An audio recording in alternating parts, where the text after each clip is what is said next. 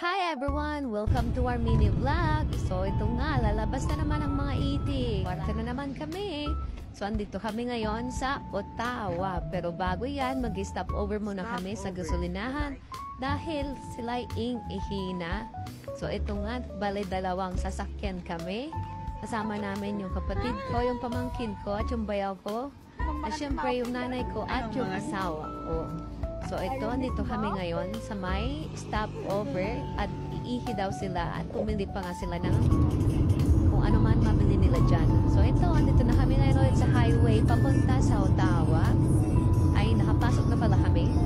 Yan na yung daan papunta sa first destination namin.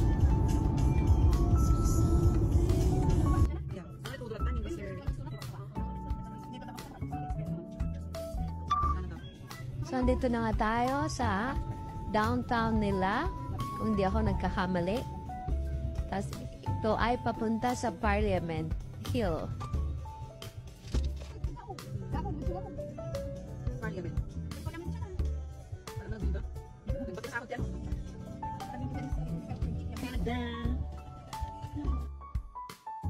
So, ayan na nga yung harap ng Parliament Hill at naghahanap na kami ngayon ng magpagpaparkingan dahil hindi pwedeng po magpark dyan sa harap.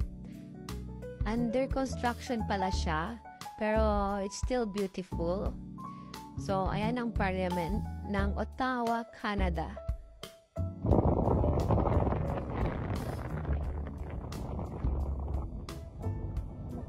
At dahil walang pagparkingan, pumunta muna kami sa may Tulips Festival. So, andito na kami. At ayan yung pinaka-cute na pamangkin si Ira Boo. Andito na kami ngayon sa may Tulips. Kasama kong pamilya ko. At yan, nagandahan na naman tayo dyan.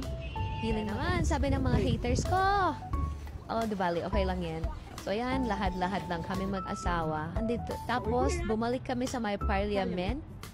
Punta kami dyan sa taas. At, syempre, magpipicture-picture muna kami dyan.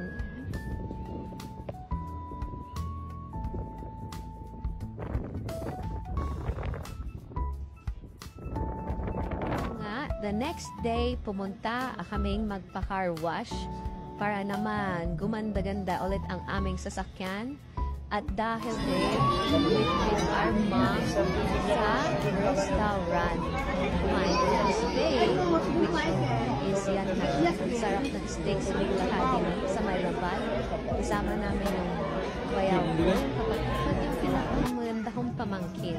Anay ko, pumunta, pinunta ko sa mall at binilihan ko siya ng sapatos dahil palilit ko ng panilig dahil masakit na daw ang kanyang paa. Ayan na nga, binilihan ko siya at dahil magastos kami, nahangit pa din kami ng sapatos namin mag-asawa at bumili na din kami. Ayan, ang daming choices. Pero, well, das pera na naman. Pero okay lang. Ang pera naman, kikitain naman.